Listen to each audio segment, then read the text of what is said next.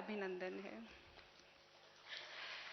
आज का हमारा पहला सत्र जो है वो है बेसिक राजयोगा कोर्स। ये जो आपका जो रेसिपी जो मॉड्यूल बनाया है Rajyoga improvement and consciousness program for educators, ये आपका 42 आवर्स का एक सेट है, वॉल्यूम है, जैसा भाई साहब ने अभी बताया। तो इस वॉल्यूम का फर्स्ट चैप्टर है बेसिक राजयोगा कोर्स, और इस फर्स्ट यूनिट के अंदर भी फिर 7 सब यूनिट्स हैं, वो हम सारे शॉर्ट में अभी यहाँ देखेंगे कि पूरा राजयोग आखिर क्या है, 7 दिन में क्या क्या, 7 चैप्टर्स में कौन कौन से पॉइंट्स यहाँ इंक्लूड हुए हैं।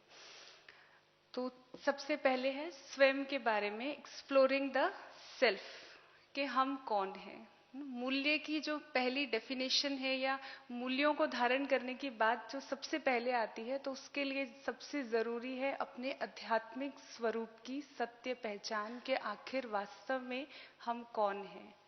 कौन है हम सब? आवाज नहीं आई। हम सब आत्माएं हैं। हम सब आत्माएं हैं, और आत्मा कहाँ रहती है शरीर में? हाँ, आंसर आपको देने हैं अभी, क्योंकि सबको आता है ना। आत्मा कहाँ रहती है? प्रकृति के बीच में अति सूक्ष्म चमकती हुई ज्योति, और वही मैं हूँ, वही मैं आत्मा हूँ, जो इस शरीर के द्वारा अपने आप को अभिव्यक्त करती है। इन आंखों द्वारा देखती है, कानों द्वारा सुनती है, मुख द्वारा बोल रहे हैं, हाथों द्वारा कर्म कर रहे हैं, और पांव द्वारा चल रहे हैं। तो इस शरीर को चलाने वाली चैतन्य शक्ति है आत्मा। फिर आत्मा के अंदर और क्या है? मन, बुद्धि और संस्कार। मन क्या करता है?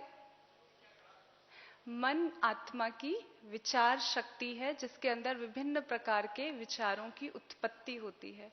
बुद्धि क्या करती है? निर्णय शक्ति है, decision power of the soul. बुद्धि उस पे निर्णय करती है कि ये विचार सही है, ये बात सही है या नहीं है। तो बुद्धि क्या है? आत्मा की निर्णय शक्ति। और फिर है संस्कार। जिस तरह के कर्म हम बार बार करते हैं, जो हमारे बार बार जो चीज हमारी रिपीटेडली होती रहती है हमारे जीवन में, उसी तरह के हमारे संस्कार बनते जाते हैं। आत्मा एक अति सूक्ष्म प्रकाश का पुंज है, जिसे हम इन आंखों से देख सकते हैं? नहीं देख सकते। अभी सर्दियां थी तो सर्दियां दिखाई दे रही थी किसी को? नहीं दिखाई थी, पर फील हो रही थी, है ना। अभी लाइट जैसे इलेक्ट्रिक जो रोशनी हो रही है वो तो हमें दिखाई दे रही है, पर जो इलेक्ट्रिसिटी यहाँ फ्लो हो रही है वायर्स में, वो हम नहीं देख सकते। ऐसे ही आत्मा एक चमकती हुई ज्योति है जो इस शरीर को चलाती है, एक एनर्जी है, एक प्रकाश है। अब हम देखते हैं कि आखिर इस आत्मा में और शरीर में फर्क क्यों है। क्यों हम कह रहे हैं कि जब हमें आत्मा का ज्ञान होगा, जब हमें आत्मा की स्मृति होगी, तो वैल्यूज को धारण करना, गुणों को धारण करना हमारे लिए इजी होगा। क्योंकि आत्मा जीव है और ये शरीर एक वस्तु है, जिसको कह सकते हैं ये शरीर एक 5 तत्वों से मिलकर के बना पुतला है, और आत्मा इसमें चैतन्य शक्ति है, एनर्जी है। आत्मा प्रकाश है, और ये शरीर, आत्मा अविनाशी है, शरीर विनाशी है। आत्मा सेल्फ अवेयर है, जागृत है, स्वयं के बारे में हमें स्मृति है कि मैं आत्मा हूं। लेकिन इस शरीर को, इस पुतले को कोई स्मृति नहीं है ना। वो आत्मा को स्मृति है कि ये मेरा शरीर है, पर इस शरीर को बिना आत्मा के कोई भी फीलिंग्स नहीं है, कोई भी स्मृति नहीं है। आत्मा अमर है, और ये शरीर टेम्पररी है, कुछ दिन के लिए। अभी ये है, पिछले जन्म में कुछ और होगा, अगले जन्म में कुछ और होगा। आत्मा इस शरीर द्वारा कर्म करती है, लेकिन आत्मा शरीर का आधार लेकर के कर्म करती है। लेकिन ये शरीर इस आत्मा का एक रथ है, व्हीकल है इस आत्मा का। सोल, आत्मा इस शरीर को ऑक्यूपाई करती है। जैसे अभी हम आकर के सीट पर बैठे हैं ना, ऐसे आत्मा आकर के इस शरीर के यहाँ मस्तक में विराजमान होती है। लेकिन आत्मा के अंदर शरीर नहीं रह सकता, शरीर में आत्मा रहती है।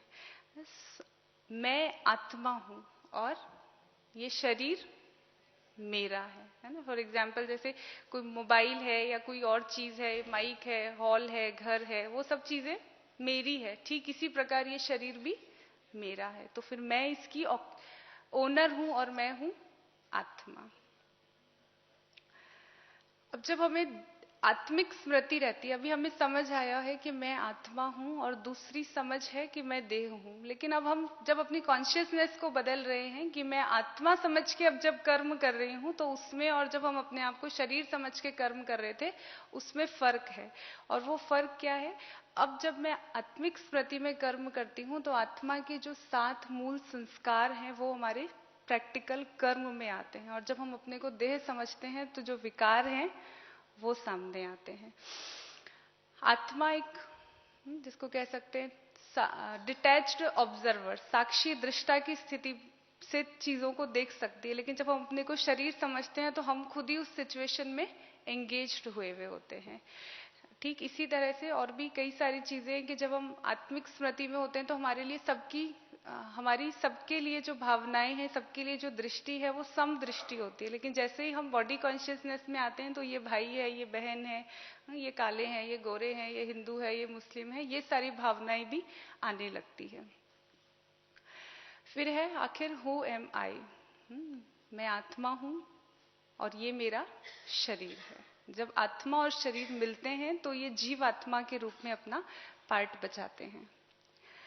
अब है आत्मा की इन्नेट क्वालिटी। हम सब जानते हैं कि आत्मा के अंदर 7 मूल गुण हैं। आप पिक्चर में देखेंगे तो देखेंगे एक सीढ़ी की तरह ये सारे गुण दिखाए गए हैं। तो आत्मा का जो पहला गुण है वो है ज्ञान। जैसे ही हमने कभी भक्ति में प्रार्थनाएं भी की है तो क्या किया है? सबसे पहले यही तो कहा है, हे शारदे माँ अज्ञानता से हमें तार दे, ज्ञान की रोशनी दे। अर्थात जब जीवन में ज्ञान होगा तो ज्ञान से जीवन में क्या आएगा? पवित्रता आएगी। ज्ञान के आधार से पवित्रता आती है और पवित्रता से शांति की उत्पत्ति होती है। कहते हैं पवित्रता शांति की जननी है। इसके बाद जहां शांति है वहां क्या होगा? आपस में प्रेम होगा, और जहां प्रेम होगा वहां पर सुख भी होगा। जिन परिवारों में आपस में प्रेम है, जहां प्रेम है तो वहां सुख भी होगा, और जहां सुख होगा तो सुख का ही उच्च स्वरूप क्या है? आनंद की अनुभूति। और उसके बाद जब ये सब कुछ आ गया, सुख शांति आनंद प्रेम आ गया, तो हमारी स्थिति कैसी हो गई? अब पावरफुल। तो ये मुझ आत्मा के 7 क्वालिटीज हैं और ये सब आत्मा में समाई हुई है।